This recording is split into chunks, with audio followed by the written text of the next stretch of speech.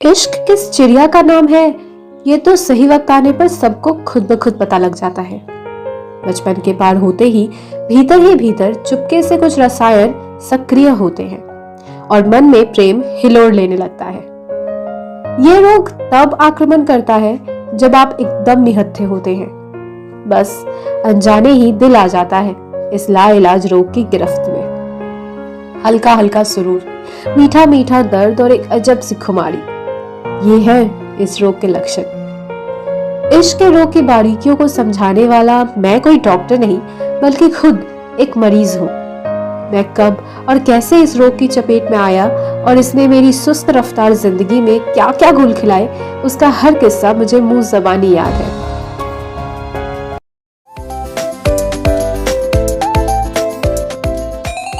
आप सुन रहे हैं कहीं अनकहीं, सुकून भरी कहानियों की दुनिया, और मैं हूं आपकी हमसफर वर्षा।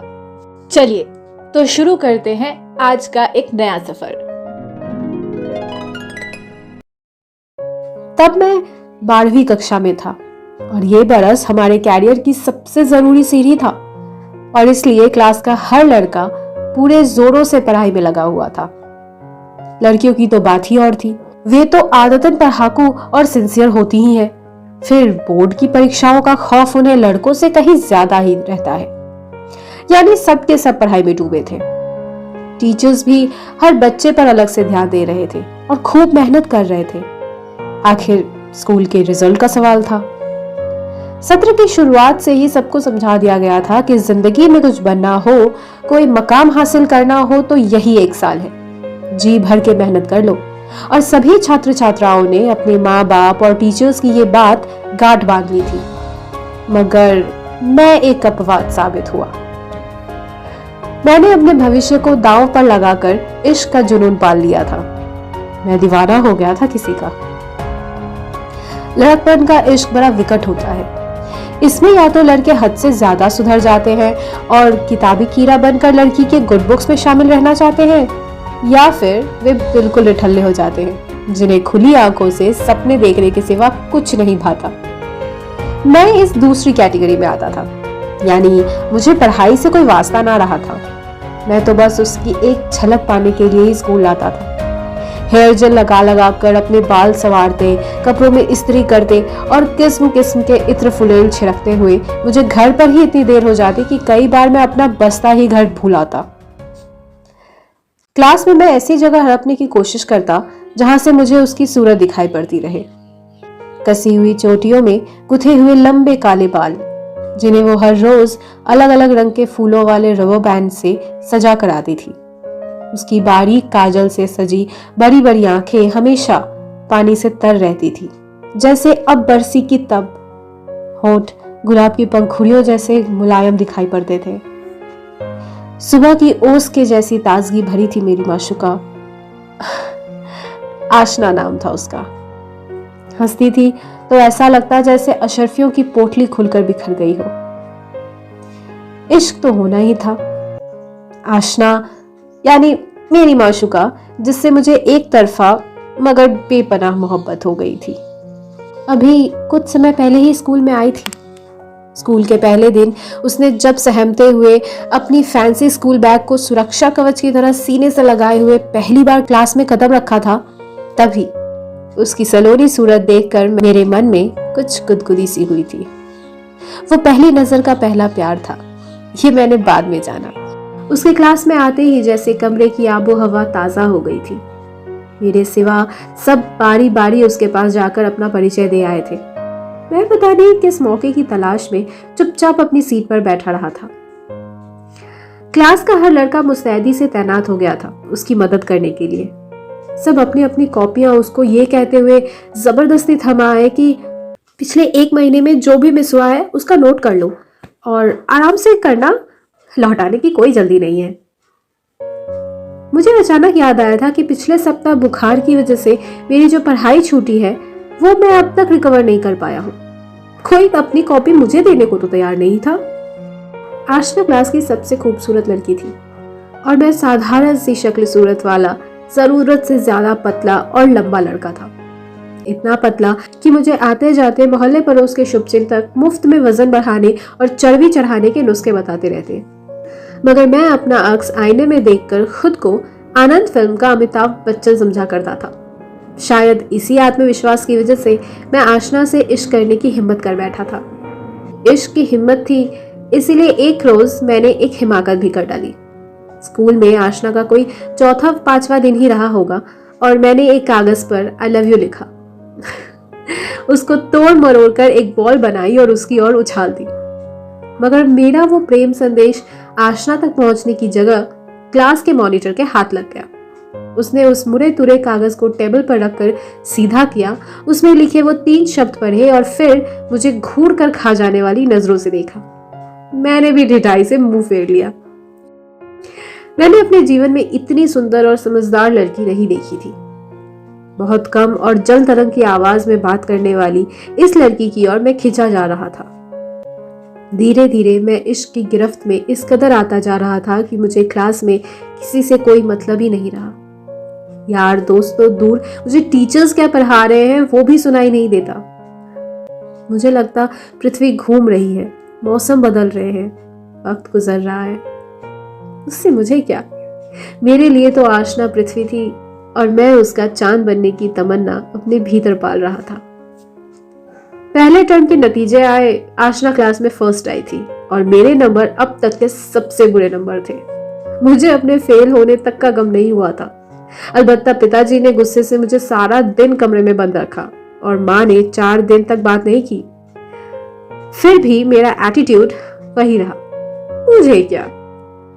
आशना के इश्क में मैं बर्बाद हुआ जा रहा था।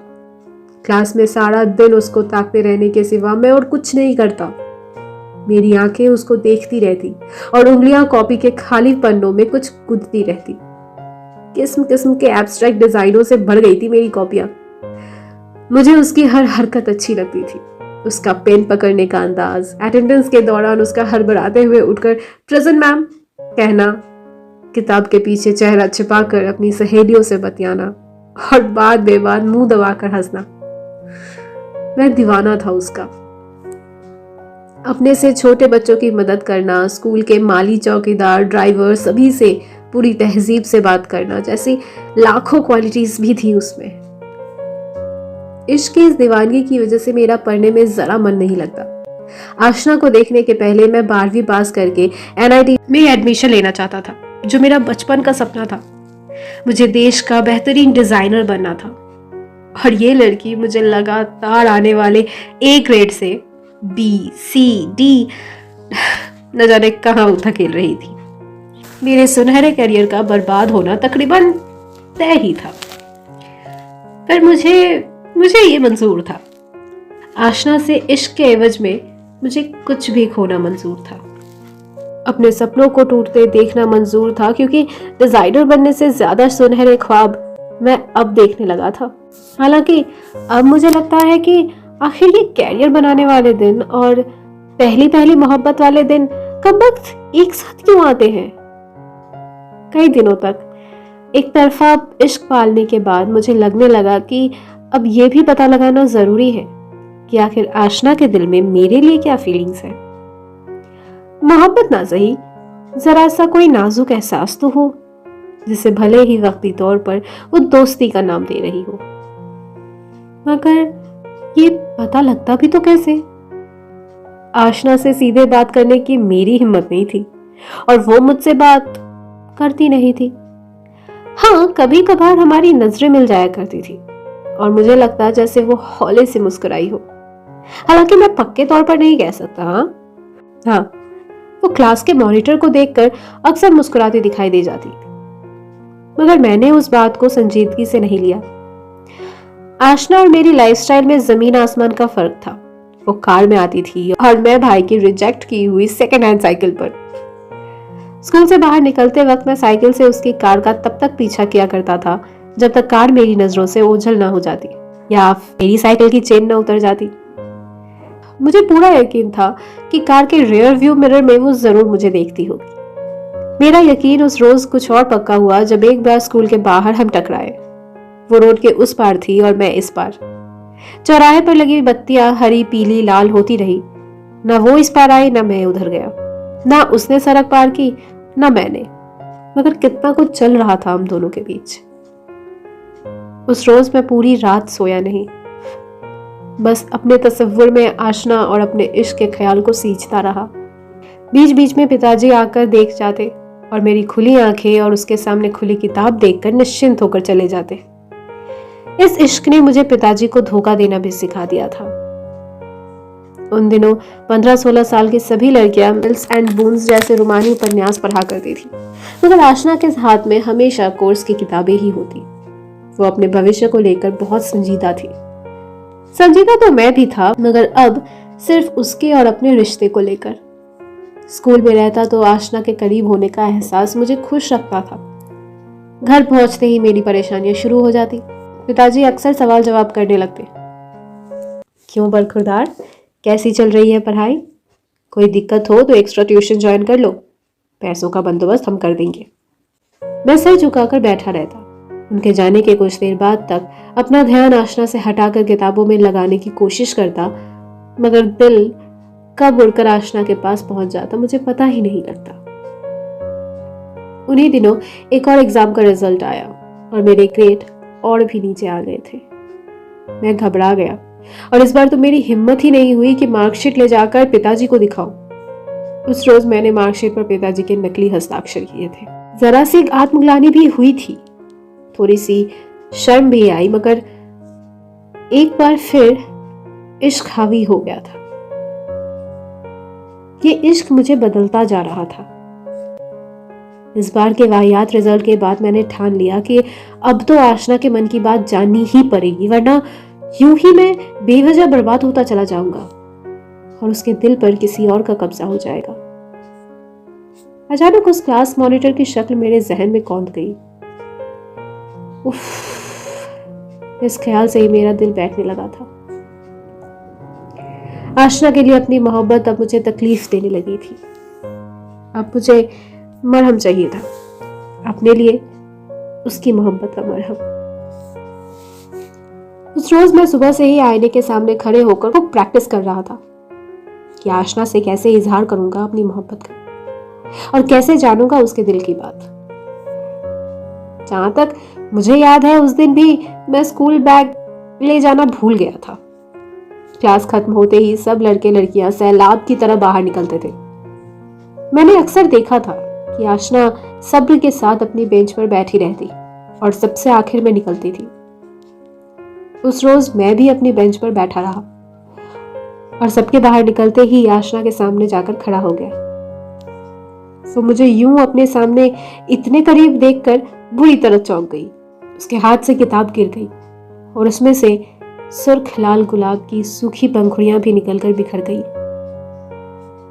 मैं उसका चेहरा ताकने लगा। वो मुझे देख रही थी, बिना पलके झपकाए। कुछ घबराई सी, किसी फिल्म के सीन की तरह हम बस एक दूसरे को देख रहे थे। उसकी आंखें कुछ कहती सी लग रही थी।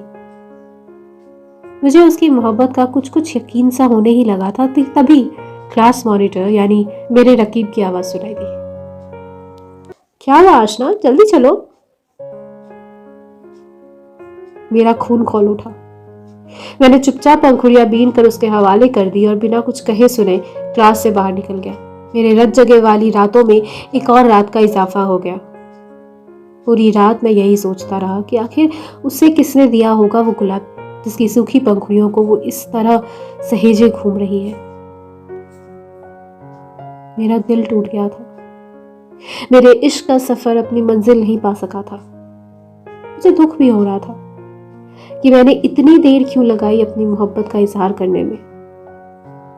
मुझे खुद पर गुस्सा आ रहा था कि मैंने आखिर मोहब्बत ही क्यों की। मुझे शर्म आ रही थी अपने ऊपर कि 12वीं कक्षा में पढ़ने वाला मैं आखिर अपनी पढ़ाई को छोड़कर प्यार मोहब्बत के चक्कर में पड़ा ही क्यों। हंसी भी आ रही थी अपने बचकाने इश्क पर। शायद इस एक नाकाम इश्क ने मुझ में समझदारी ला दी थी। खैर, वो चंद सूखी पंखुड़ियां मेरे डूबते कैरियर को तिनके का सहारा देकर बचा ले गई। कुछ दिन तक आशना याद आती रही, फिर धीरे धीरे मेरा उदास दिल और भटकता हुआ दिमाग अपने ट्रैक पर आ गया। मैं फिर कभी बिना स्कूल बैग के स्कूल नहीं गया। क्लास में आशना की उपस्थिति या अनुपस्थिति मुझे बेचैन भी नहीं करती थी। दरअसल उस वाक्य के बाद मैंने उसकी ओर देखा ही नहीं। मेरा मन फिर से पढ़ाई में लगने लगा था। देर रात जब पापा मेरे कमरे में जागते तो मैं सचमुच पढ़ाई में डूबा हुआ होता। वो मेरे सर पर हाथ फेर कर चले जाते। मेरे सर से इश्क का भूत उतर गया था। और तो और मन ही मन अब आशना से इश्क की जगह पढ़ाई में कंपटीशन करने लगा था। मन बस इतना चाहता था कि फाइनल एग्जाम्स में मेरे नंबर उससे ज्यादा आ जाए। किसी और से गुलाब कबूल फरमाकर उसने अच्छा नहीं किया था। स्कूल के आखिर 1.5 महीने बाकी थे। 11वीं क्लास के बच्चों ने मिलकर शानदार फेयरवेल का आयोजन किया। सभी दोस्तों ने औपचारिक विदाई ली। मैंने भी अपने गिने चुने दोस्तों की स्क्रैप बुक में कुछ संदेश लिखे, मगर मैं हैरान रह गया जब आशना भी अपनी गुलाबी रंग के फूलों वाली स्क्रैप बुक लेकर मेरे सामने आ गई। मुझे समझ नहीं आया कि आखिर क्या लिखूं। तब मैं मात्र 18 साल का था। ज्यादा शेरो शायरी की समझ नहीं थी, वरना लिख देता, अब के हम बिछड़े तो शायद कभी ख्वाबों में मिले। अब के हम बिछड़े तो शायद कभी ख्वाबों में मिले, जिस तरह सूखे हुए फूल किताबों में मिले। मैंने बस एक स्माइली बनाकर औपचारिकता पूरी कर दी। एग्जाम्स के लिए 15-20 दिन बाकी थे। क्लासेस खत्म हो चुकी थी। मैंने खुद को पूरी तरह पढ़ाई में डुबो लिया और खूब मेहनत करने लगा।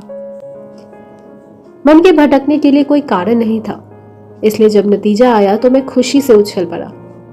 मैंने स्कूल में टॉप किया था। उस रोज जब हम स्कूल पहुंचे, एक दूसरे से रिजल्ट पूछते रहे। आशना का रिजल्ट बहुत बुरा आया था। वो मुश्किल ही पास हो पाई थी। उसका उदास चेहरा देखकर अचानक मेरी खुशी भी काफुर हो गई। न जाने क्यों उससे ज्यादा नंबर पाकर मैं बिल्कुल खुश नहीं था। सभी टीचर्स भी हैरान थी कि आखिर के 3 महीनों में आशना के रिजल्ट में इतना उतार कैसे आया। मैं भी हैरान था। मैंने आशना की ओर देखा। उसकी पलकों के किनारे भीगे हुए थे। मेरा मन भी भीग गया। जिस इश्क से मैं खुद को अलग कर चुका था, वो मुझे फिर अपने शिकंजे में कस रहा था। मैं आशना का उदास चेहरा देख नहीं पा रहा था। मैं उसका रिजल्ट बदलना चाहता था। मैं उसका नाम टॉप पर देखना चाहता था। मैं उसके रिजल्ट से अपना रिजल्ट बदलना चाहता था। मैं पहली बार उससे सीधे बात करने पहुंच गया। आशना, तुम्हारा रिजल्ट इतना खराब?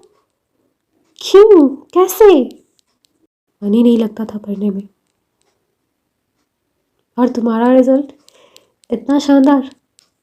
पूछते हुए वो हल्का सा मुस्कुराई थी। हाँ, आखिरी दिनों में बड़ा मन लगाकर पढ़ाई की थी। मैंने डरते डरते जवाब दिया, जैसे मन लगाकर पढ़ना कोई गुनाह हो। तुम्हारा मन पढ़ने में क्यों नहीं लगता था? मैंने हिम्मत करके पूछ ही लिया। उसने जवाब नहीं देकर एक सवाल किया। जिस दिन वो गुलाब की बिखरी पंखुड़ियां तुमने बीनकर मुझे दी थी, उस दिन तुम क्या कहना चाहते थे? वो पंखुड़ियां मैंने तुम्हें नहीं दी थी, वो तुम्हारी किताब से गिरी थी। मैंने मौका देखकर उल्हाना दे ही डाला और उस कमबख्त सूखे गुलाब ने मेरी लव लाइफ ही चौपट कर दी थी। मेरी हिम्मत फिर बढ़ने लगी थी। हाँ, मगर तुम्हारा रिजल्ट तो सुधार दिया, उसने संजीदगी से कहा। पर तुम्हारा किसने बिगाड़ दिया? मैंने उसको फिर कुरेदा। उन्हीं पंखुड़ियों ने जिन्हें मैंने कब से तुम्हारे लिए सहेज कर रखा था। पर हाँ, मुझे अफसोस नहीं है, उसने धीरे से कहा। किस बात का? रिजल्ट बिगड़ने का? मैंने हैरानी से पूछा। नहीं, तुमसे कम मार्क्स लाने का। वो फिर से मुस्कुरा रही थी। उन सूखी पंखुड़ियों पर मेरा ही हक था। इस ख्याल से ही मेरा दिल जोरों से धड़क गया। मैं भी मुस्कुरा दिया। मुझे आशना से फिर इश्क हो चला था और किस्मत से इस बार मेरा रिजल्ट, मेरा करियर दांव पर नहीं लगा था और इश्क भी एक तरफा नहीं था।